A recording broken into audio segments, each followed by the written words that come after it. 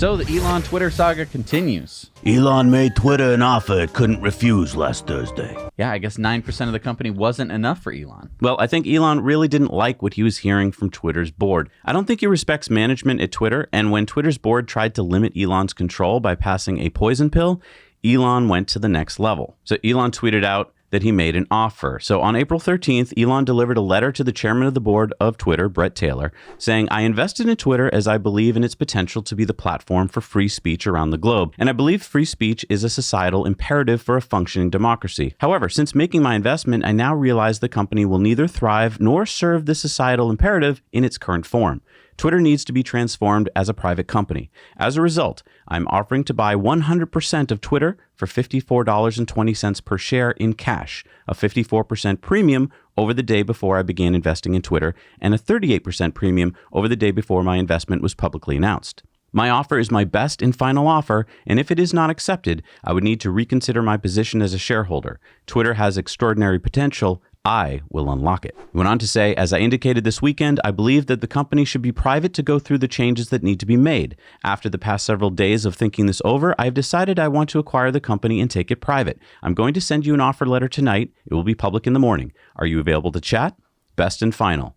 A, I'm not playing the back and forth game. B, I have moved straight to the end. C, it's a high price and your shareholders will love it. D, if the deal doesn't work, given that I don't have confidence in management, nor do I believe I can drive the necessary change in the public market, I would need to reconsider my position as a shareholder. Point one, this is not a threat. It's simply not a good investment without the changes that need to be made.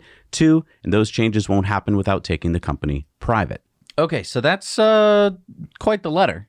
Yeah. Now, can we talk about, what was the poison pill? What are we talking about there? Boards pass those sometimes when they're afraid of having a hostile takeover. They make it very difficult for someone to come in and do a hostile takeover. That's what they did in this case. Remember, they limited Elon to no more than 15% of the shares if he got on the board. They were afraid that basically get on the board, just keep buying shares and become all powerful and then take over the company. A lot of verbiage in there that would make it so that shareholders would have votes and so that they could kind of pool their votes and stop Elon from taking over the company. Okay. And I think Elon was relying on the fact that he wouldn't need to buy the whole company, that he could get shareholders on his side.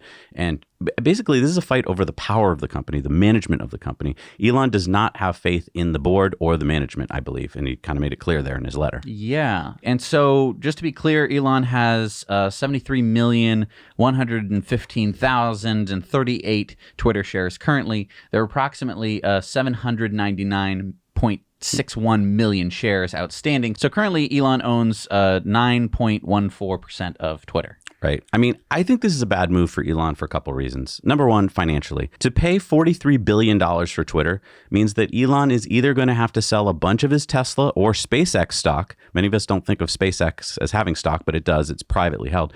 Or borrow against it. So he's one of the world's richest people, but his $265 billion or so net worth is largely stock.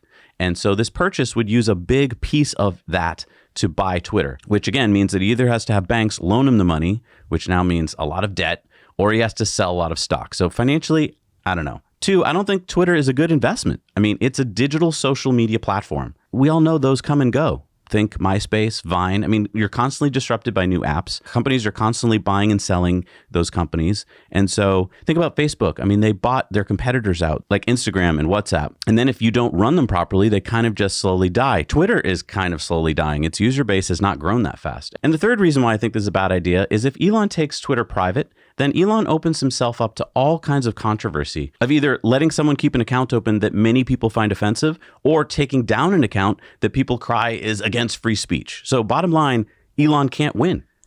I think I'm going to have to disagree with you here. Elon is going after very specific things in Twitter. One of them is bots. And so, yes, I'm talking about crypto bots, but also other nefarious and more political bots that aren't real people. So he's not going after real people. He is more focused on going after these, scam bots, but also fake accounts that are shifting the narrative on Twitter. That's something you can do as a shareholder. I'm sure that, nobody likes bots on Twitter. So I'm sure that he could get management to shut that down. Who does that help? I don't know. I really don't know. I think that he's looking at Twitter and he's seeing that it's a bloated company full of a bunch of employees that probably aren't doing anything in to the benefit of Twitter that he sees.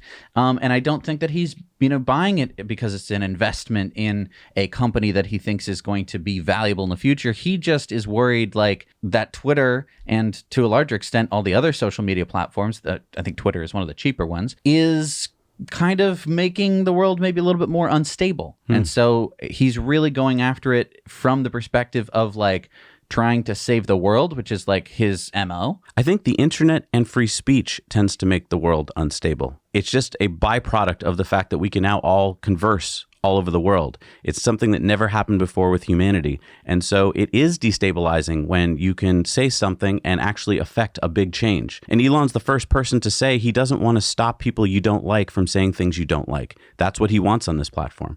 He just wants it to be open so that you can see what's being done in the algorithm, that, oh, they're upvoting that thing or downvoting that thing. Again, things I think he could affect by being a big shareholder. I think that you're right. He could probably do most of the stuff by being a big shareholder, but I think that kind of like publicity wise, being the sole owner of Twitter, now the private company, he would just have a lot more control. He'd be able to get it done a whole lot quicker. You know what we should do? How about on Patreon bonus stories today? We have this out. All right. Yeah. We're going to talk about this more on Patreon bonus stories because there's a lot of nuance, and I don't think that I really got all my points across, and I don't think you did either. No. So, yeah, we're going to talk about this more on Patreon bonus stories because we just don't have more time on the news. Hey, everybody. Thanks so much for watching Now You Know Clips. You can watch full episodes of Tesla Time News on Tuesdays and in-depths on Fridays. Just click the link down below and head over to the Now You Know channel.